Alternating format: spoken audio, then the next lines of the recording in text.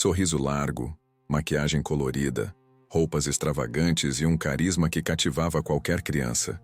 Quem imaginaria que por trás do Pogo, o palhaço, existia um dos mais cruéis serial killers da história dos Estados Unidos?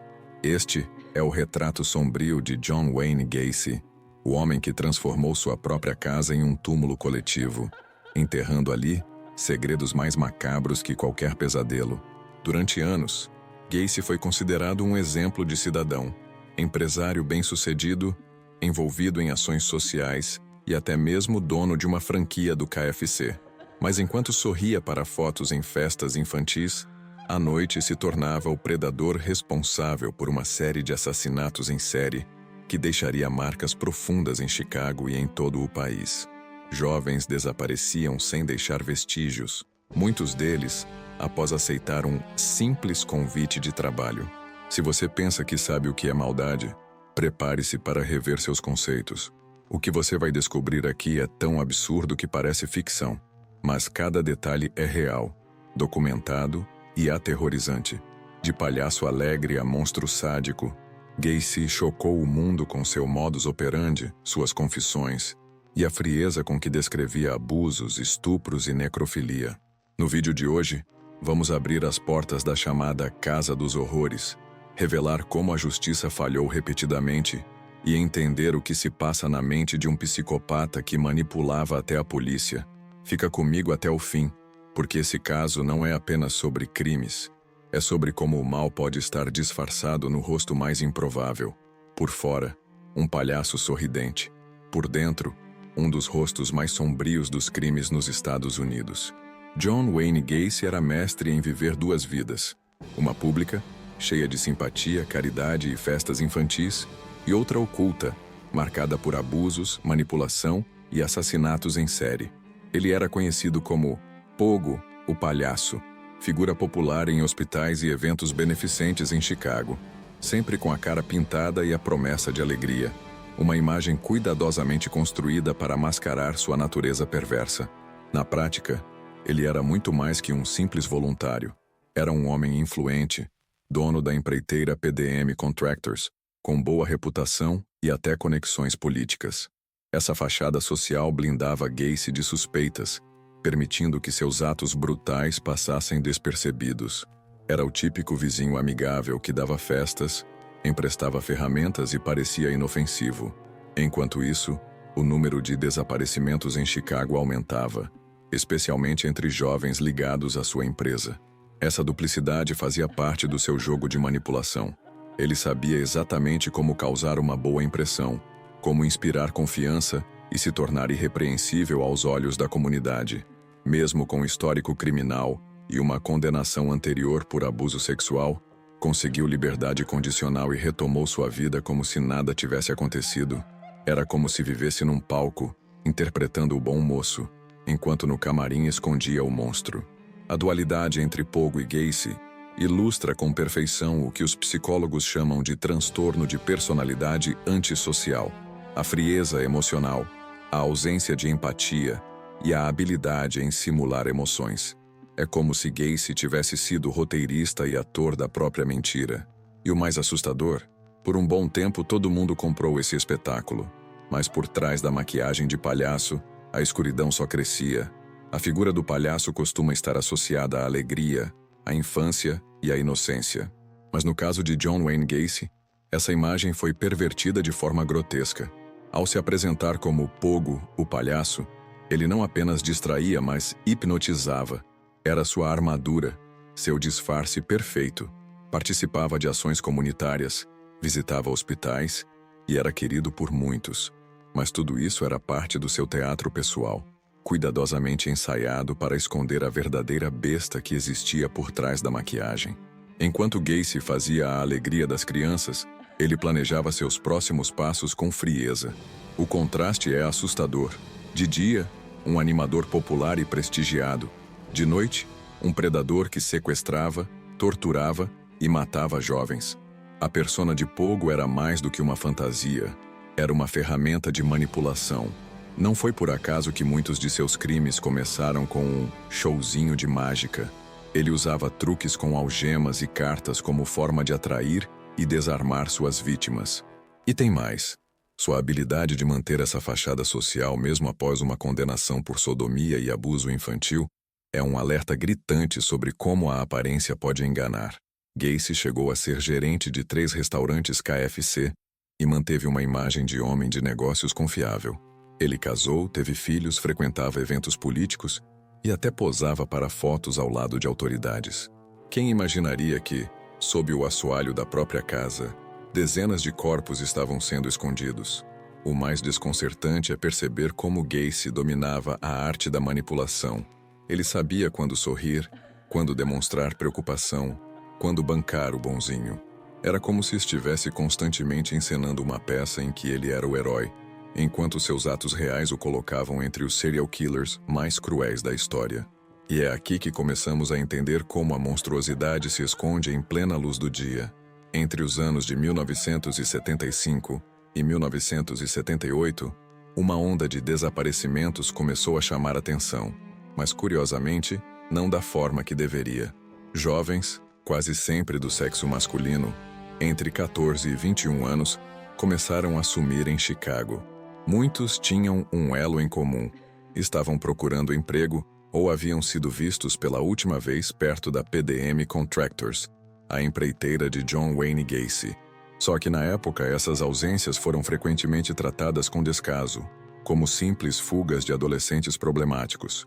Isso mostra o quanto a homofobia, o preconceito e o estigma em torno de jovens de bairros mais pobres influenciaram diretamente a ineficácia das autoridades.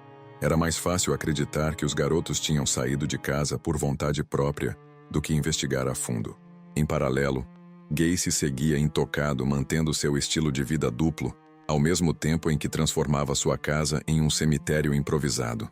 A frieza com que ele arquitetava os crimes revela um modus operandi metódico, impiedoso. A maioria das vítimas era atraída com promessas tentadoras, dinheiro, emprego ou até bebidas e festas. Gacy sabia como identificar quem estava mais vulnerável, e uma vez dentro de sua casa, o destino desses jovens era selado. As autoridades só começaram a se mover de verdade quando o número de casos ficou impossível de ignorar, e principalmente quando o desaparecido era branco, de classe média, como o caso de Robert Piest. Essa negligência sistemática gerou um rastro de dor que poderia ter sido evitado. Centenas de famílias ligavam, procuravam, denunciavam. A família de Johnny Butkovich, por exemplo, fez mais de 100 chamadas para a polícia pedindo uma investigação mais rigorosa. Se tivessem escutado antes, talvez muitos dos 33 assassinatos não teriam acontecido. Mas enquanto isso, o palhaço assassino seguia colecionando vítimas, impune. John Wayne Gacy não era apenas um serial killer. Ele era um manipulador nato, um mestre do disfarce emocional. Sua arma principal não era uma faca ou revólver, era a palavra. Sabia exatamente o que dizer, como agir e a quem abordar. Jovens em busca de uma chance na vida eram seu alvo preferido. Ele oferecia emprego na PDM Contractors, prometia dinheiro rápido e até um extra por trabalhos noturnos. Tudo muito convincente, simpático, como se estivesse ajudando. Mas essa cortina de boas intenções escondia um plano meticulosamente arquitetado. Uma vez dentro de sua casa, Gacy usava o truque das algemas, um número de mágica em que se prendia e depois se libertava facilmente, convencendo o jovem a tentar também. Quando a vítima percebia que as algemas eram reais, já era tarde demais. A partir daí começavam os abusos, tortura, estupro e, em muitos casos, até necrofilia. Ele agia com crueldade metódica, mantendo o controle absoluto da situação. Tudo era calculado. Gacy sabia como silenciar, dominar e fazer a vítima se sentir sem saída. Em muitos casos, dopava os garotos com clorofórmio ou bebidas misturadas com drogas. A sensação de impotência era total, e ainda assim, ele se mantinha irrepreensível diante da sociedade. Era como se vivesse em duas realidades paralelas, uma pública e uma privada, onde reinava como um verdadeiro senhor do horror. E o mais perturbador, ele fazia tudo parecer rotina. Essa capacidade de manipular pessoas, até mesmo a polícia, Foi o que manteve Gacy fora do radar por tanto tempo. Ele sabia como agir, como manter o tom calmo durante interrogatórios, como parecer ofendido com acusações. Era o tipo de pessoa que, mesmo sendo investigada, oferecia café ao detetive. Enquanto isso, jovens continuavam a desaparecer, e ninguém imaginava que o mal estava literalmente escondido sob o assoalho da sua casa. O que derrubou John Wayne Gacy não foi uma investigação brilhante, mas um deslize, um erro de confiança. Quando tentou contratar o adolescente Robert Pist com a mesma lábia de sempre, não esperava que a mãe do garoto estivesse esperando no carro. Ela sabia que o filho iria apenas conversar rapidinho sobre um possível emprego, e quando ele não voltou, algo não cheirava bem. A partir daí, o que era tratado como mais um desaparecimento começou a receber a atenção que merecia. A polícia começou a investigar com mais afinco e logo percebeu que Gacy não era tão gente boa quanto dizia. Mentiras contraditórias, um histórico suspeito e, o principal, uma atmosfera estranha em sua casa. Após vigilância e mandados, os investigadores encontraram o que parecia ser o fim de um pesadelo, mas era só o começo. O cheiro forte vindo do assoalho, antes atribuído a problemas no encanamento, revelava um cemitério subterrâneo. Era a Casa dos Horrores. A cena era grotesca. Corpos enterrados no porão e no quintal, dispostos em covas rasas, muitas das vítimas ainda com sinais visíveis de tortura. O local, antes conhecido por festas e churrascos, se transformou em um dos maiores cenários de crime da história dos Estados Unidos. A cada escavação, novos restos humanos eram retirados. No fim, 27 corpos foram encontrados dentro da casa, e outros em rios próximos descartados quando não havia mais espaço. Essa descoberta chocou o país. Como alguém tão comum podia ter feito algo tão monstruoso? A resposta estava nas entrelinhas da vida de Gacy. Abuso infantil, psicopatia, manipulação e uma mente que sabia exatamente como esconder a verdade atrás de um sorriso pintado. A partir daí, a investigação ganharia uma dimensão nacional e o nome John Wayne Gacy passaria a ser sinônimo de terror. Mas o mais chocante ainda estava por vir. Por trás das ações brutais de John Wayne Gacy, havia um emaranhado psicológico profundo e perturbador. A psicóloga Janaína Barney, ao analisar o caso, destaca que os crimes de Gacy não nasceram de impulsos momentâneos, mas sim de um desejo consciente de controle, dominação e prazer. A frieza com que ele planejava e executava os assassinatos em série não deixava dúvidas.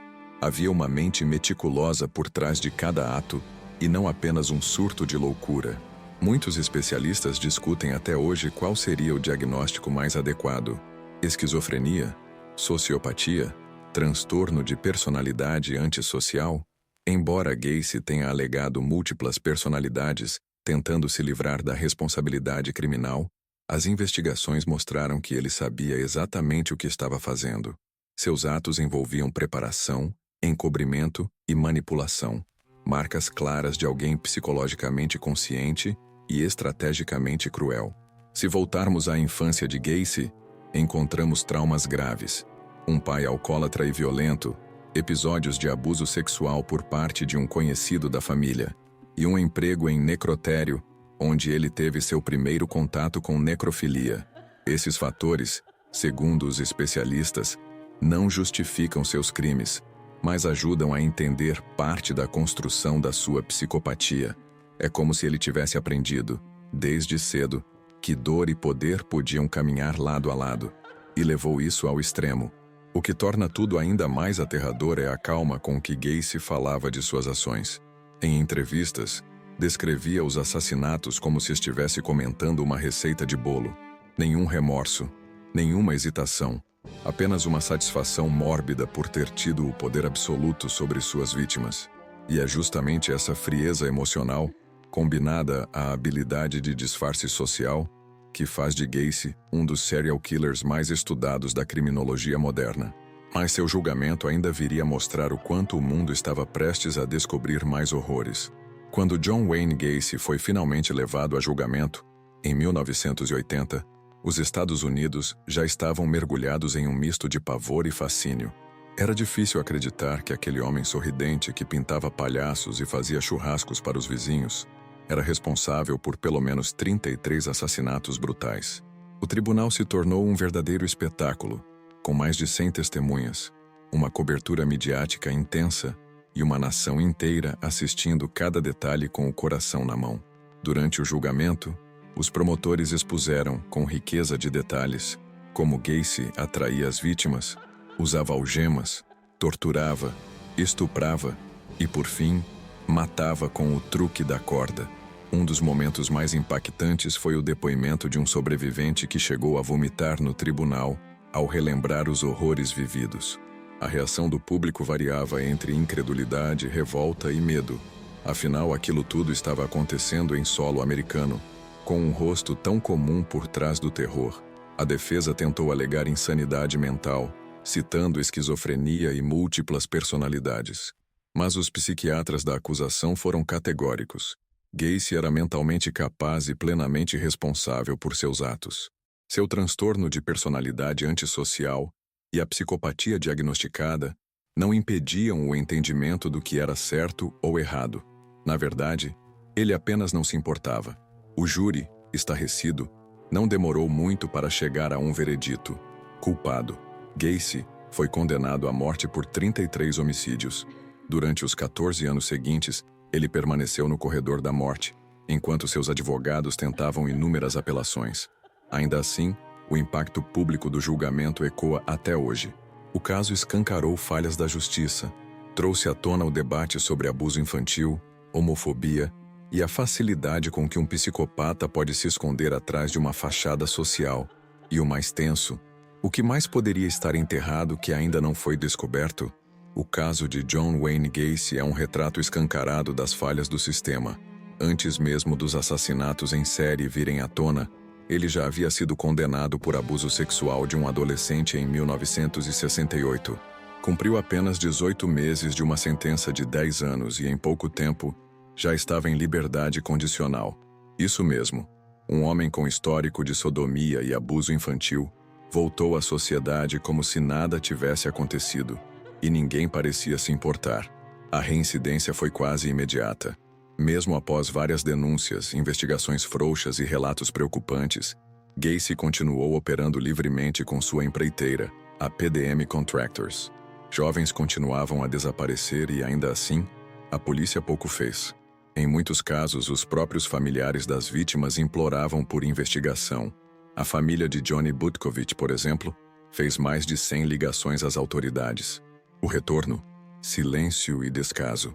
A realidade é que, naquela época, as vítimas não tinham voz. Muitos dos jovens eram vistos como rebeldes, alguns com histórico de homossexualidade, o que infelizmente levava a um julgamento velado e desinteresse por parte da polícia.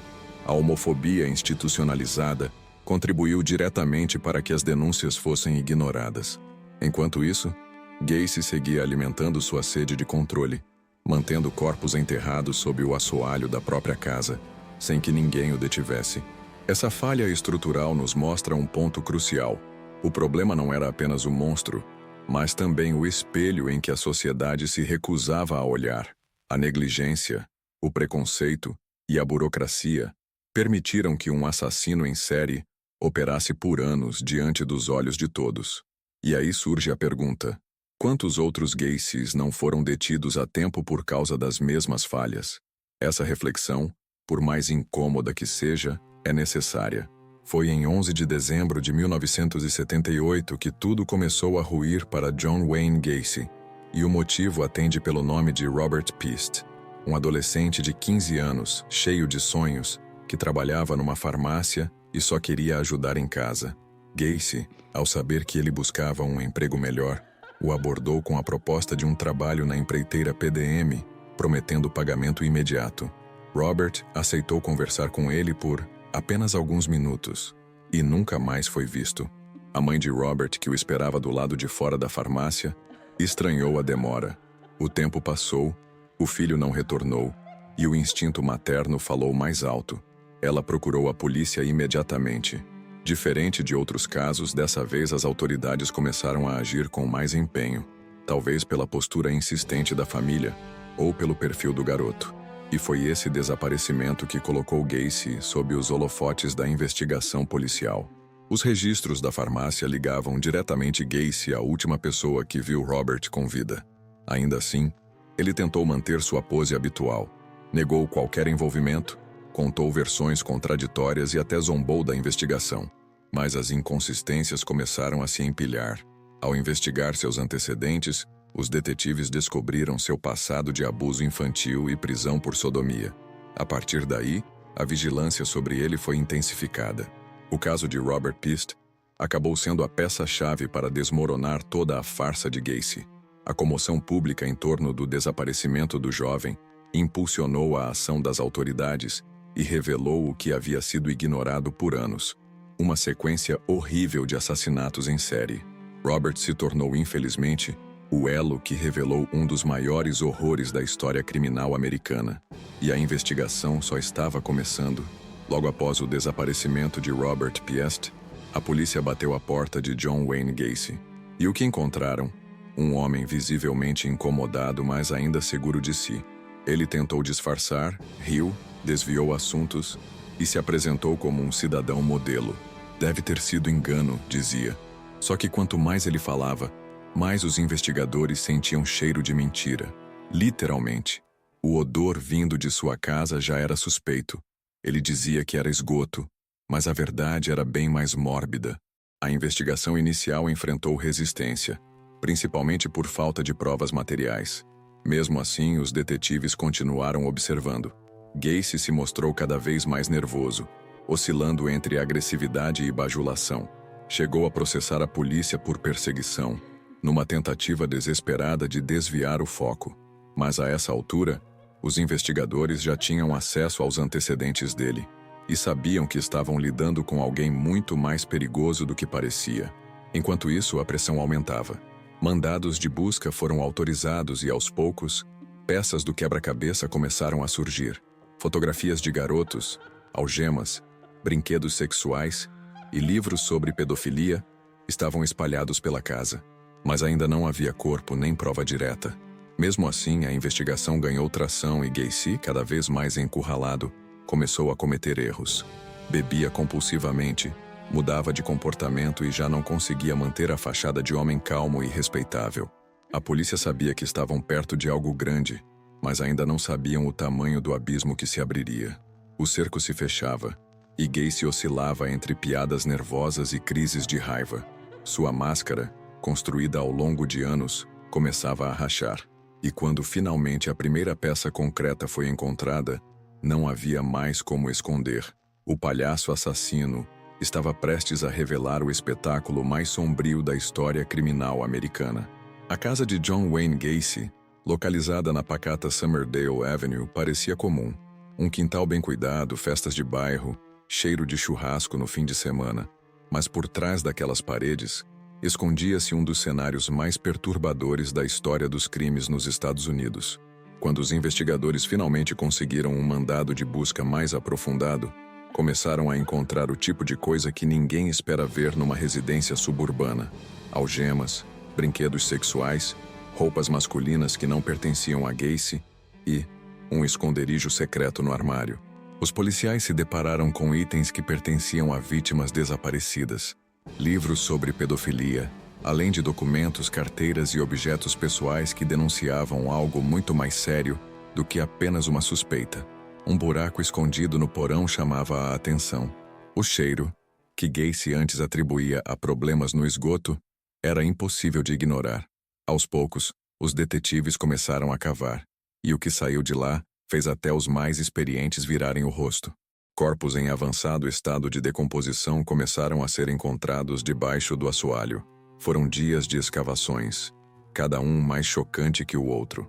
Ao todo, 27 cadáveres estavam enterrados ali, entre o porão e o quintal.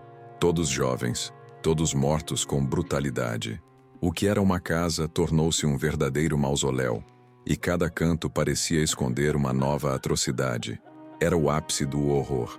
Um lar transformado em cemitério particular por um psicopata. Mesmo diante de provas esmagadoras, Gacy continuava negando tudo. Tentava se esquivar. Dizia que alguém havia plantado os corpos ali, que estava sendo vítima de uma conspiração, mas sua postura cínica já não convencia mais ninguém. A investigação havia desmascarado o Pogo, revelando não só o assassino cruel, mas também a falência de um sistema que permitiu que ele agisse por tanto tempo. E a partir desse ponto, não haveria mais volta. A infância de John Wayne Gacy já traz indícios de que algo estava muito fora do lugar. Criado sob um teto de violência e medo, ele foi brutalmente agredido física e verbalmente pelo próprio pai, um alcoólatra severo que o chamava de maricas e fracassado.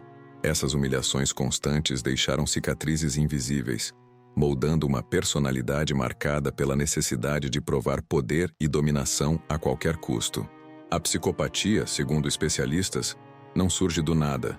Ela é construída em meio a abusos e distorções. Além da violência paterna, Gacy também foi vítima de abuso sexual por parte de um amigo da família. Em vez de proteção, encontrou silêncio e abandono.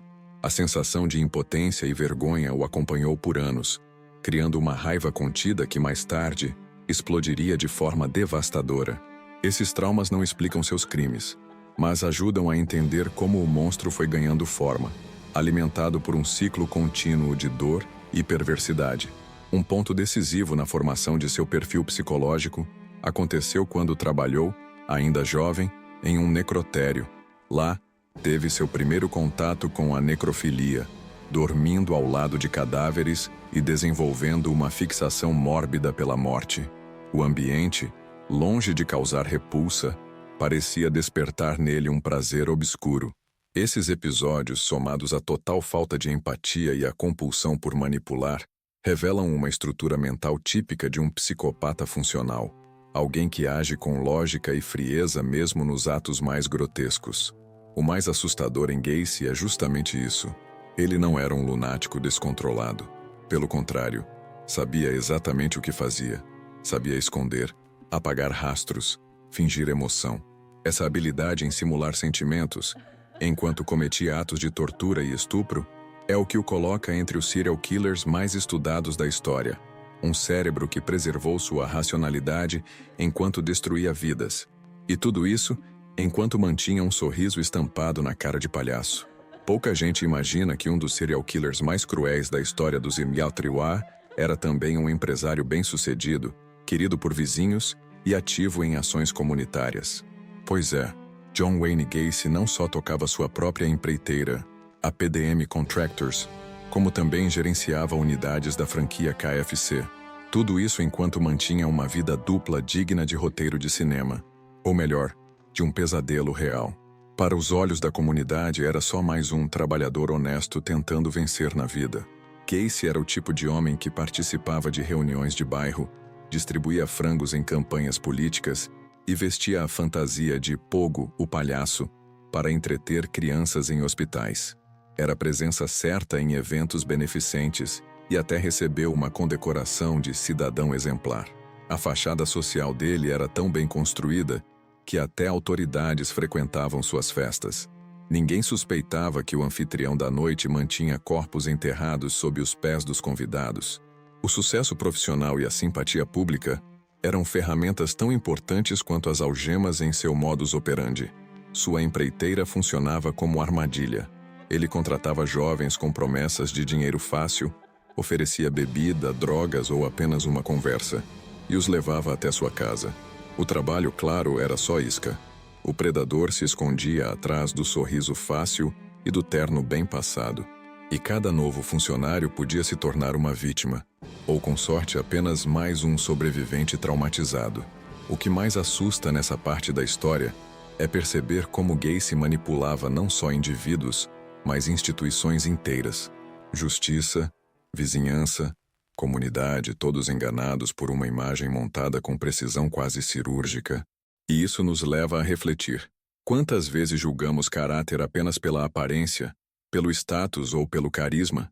No caso de Gacy, essa ilusão custou a vida de dezenas de jovens, e ele ainda se sentia orgulhoso por isso.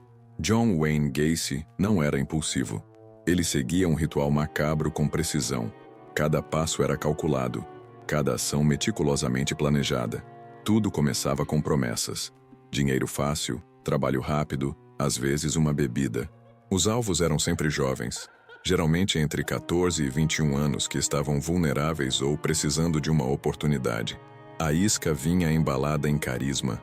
Gacy ganhava a confiança da vítima antes de revelar o monstro que era. Quando já estavam à vontade, ele aplicava o famoso truque das algemas. Apresentava como se fosse uma brincadeira de mágica. Mostrava como colocava as algemas e se libertava com facilidade. Quando a vítima tentava, percebia que o truque tinha acabado. As algemas eram reais, e Gacy já havia mudado completamente de expressão. A partir dali, ele dominava a cena com crueldade. Estupros, espancamentos, tortura e, por fim, estrangulamento com o que chamava de truque da corda. Esse truque consistia em prender uma corda no pescoço do jovem e girar um pedaço de madeira, como um torniquete, apertando lentamente até causar asfixia. Uma forma lenta, silenciosa e extremamente dolorosa de matar. Após o assassinato, ele costumava guardar os corpos por um tempo no quarto antes de enterrá-los. Alguns eram jogados no rio Des Plaines quando não havia mais espaço embaixo do assoalho. A frieza com que lidava com os cadáveres revela a total ausência de empatia e até indícios claros de necrofilia. O modus operandi de Gacy mostra como ele era metódico, calculista e sádico. Não havia pressa. Ele gostava de dominar por completo, física e psicologicamente. Essa combinação entre controle, manipulação e prazer em infligir dor é um padrão comum em psicopatas. Mas Gacy levou isso a um novo nível. Sua casa, seu ambiente de trabalho e até seu papel de palhaço serviam de ferramentas para capturar vítimas. Cada elemento da sua vida tinha um propósito, e todos levavam à morte. Com o cerco apertando, John Wayne Gacy começou a perder o controle. A pressão psicológica, somada ao uso excessivo de álcool, fez com que ele cometesse erros fatais. Em um momento de aparente colapso, ele confessou informalmente a seus advogados ter matado cerca de 30 jovens. Falou com frieza, sem emoção, como quem comenta quantas latas de tinta usou numa obra. O que era rumor virou verdade, e a polícia, munida dessas informações, voltou à sua casa com mais força do que nunca. Durante a nova busca, os agentes encontraram ossos humanos sob o assoalho, além de restos mortais no quintal. A casa, agora conhecida como Casa dos Horrores, se tornou o maior cenário de crime da história de Chicago. A frieza da confissão abalou até os investigadores mais experientes. Gacy descrevia como matava, enterrava e organizava os corpos por nível de decomposição. Ele dizia: "Tive que começar a jogar no rio quando acabou o espaço no porão", como se estivesse falando de lixo. O julgamento, iniciado em fevereiro de 1980, atraiu atenção nacional. Com mais de 100 testemunhas, o caso revelou detalhes tão perturbadores que muitos jurados e membros da imprensa tiveram que deixar o tribunal em certos momentos. Os promotores mostraram como Gacy usava seu carisma como armadilha e como suas ações eram premeditadas. Sua defesa tentou alegar insanidade, citando esquizofrenia e múltiplas personalidades. Mas a justiça foi clara. Ele sabia exatamente o que fazia. O veredito veio com força. Culpado por 33 assassinatos, Gacy recebeu 12 sentenças de morte e foi enviado ao corredor da morte. Ainda assim, ele continuou tentando manipular a narrativa, dizendo que era inocente e que outros também estavam envolvidos. Mas a essa altura, o país inteiro já sabia quem era John Wayne Gacy, o palhaço assassino que aterrorizou Chicago nos anos 70. E mesmo atrás das grades, ele ainda encontraria uma forma bizarra de manter sua presença viva. Mesmo preso, John Wayne Gacy encontrou uma maneira de continuar no centro das atenções. Durante os 14 anos em que permaneceu no corredor da morte, ele começou a pintar, e não qualquer tipo de arte. Suas obras retratavam palhaços, incluindo ele mesmo como pogo, caveiras, paisagens sombrias e figuras religiosas. O mais perturbador, essas pinturas começaram a ser vendidas. Algumas chegaram a custar milhares de dólares, criando um verdadeiro mercado sombrio de arte de serial killer. Houve até quem comprasse por curiosidade mórbida ou para destruir as obras depois, como forma de protesto. Mas o fato é que Gacy, mesmo depois de condenado, ainda manipulava a atenção pública. Ele escrevia cartas para fãs, dava entrevistas e tentava se posicionar como um artista incompreendido. Era como se, mesmo trancado, ele continuasse desempenhando papéis. Agora, o de gênio trágico, que queria deixar sua marca no mundo através da arte. As obras dividiam opiniões. Algumas pessoas as viam como parte de um estudo psicológico, outras como uma afronta às famílias das vítimas. Imaginar que alguém pudesse lucrar com o sofrimento alheio revoltava muitos. Várias famílias pediram que essas peças fossem proibidas de circular, enquanto outras usaram leilões das pinturas para arrecadar fundos para instituições de apoio às vítimas de abuso e desaparecimentos. Gacy, por sua vez, seguia manipulando, agora através das cores. Sua execução finalmente aconteceu em 1994. A última frase que disse antes de ser executado por injeção letal foi "Kiss my ass", sem remorso, sem arrependimento. Nem mesmo na hora da morte ele demonstrou empatia. Ainda assim, seu legado sombrio permanece em livros, documentários e exposições. E suas pinturas, estranhamente, ainda circulam por aí, lembrando ao mundo que até mesmo monstros podem assinar quadros com tinta e sangue. Por trás das manchetes e do horror, havia mães, pais e famílias inteiras que viveram anos sem saber o paradeiro de seus filhos. A revelação dos crimes de John Wayne Gacy foi como abrir uma ferida que jamais cicatrizaria. Muitos parentes ainda esperam respostas completas. Alguns corpos nunca foram identificados. A dor da incerteza, da omissão das autoridades e da brutalidade dos assassinatos deixou marcas profundas, que seguem até hoje em silêncios e lágrimas engolidas.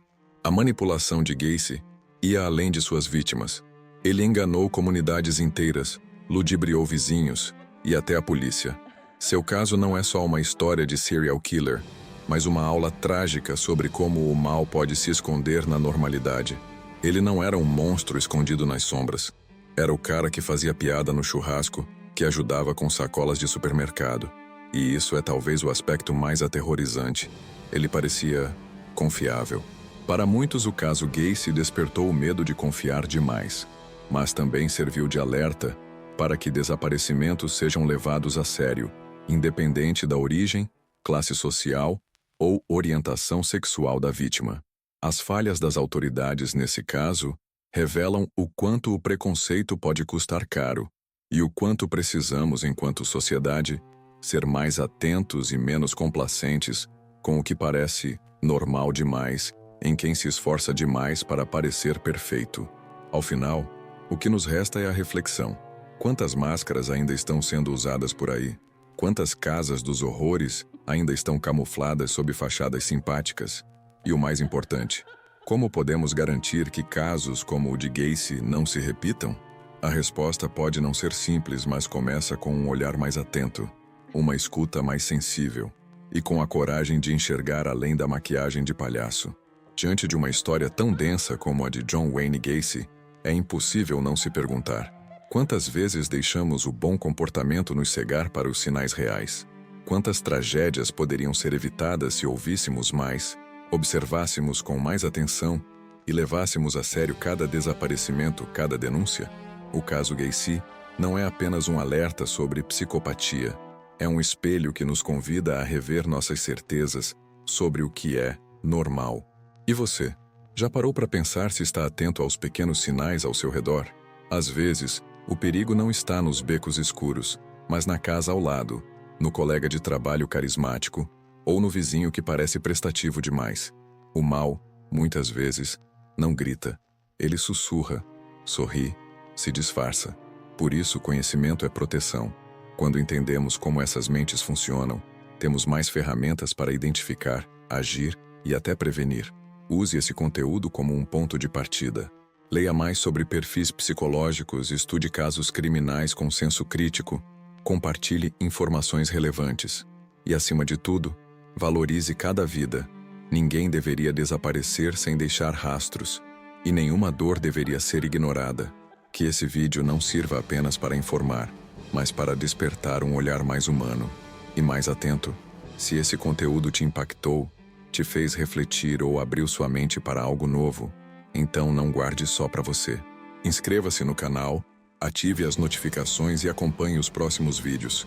Aqui a gente fala do que muita gente evita, com verdade, respeito e profundidade. E claro, compartilhe esse vídeo com quem precisa conhecer essa história, porque entender o passado é um passo poderoso para proteger o futuro.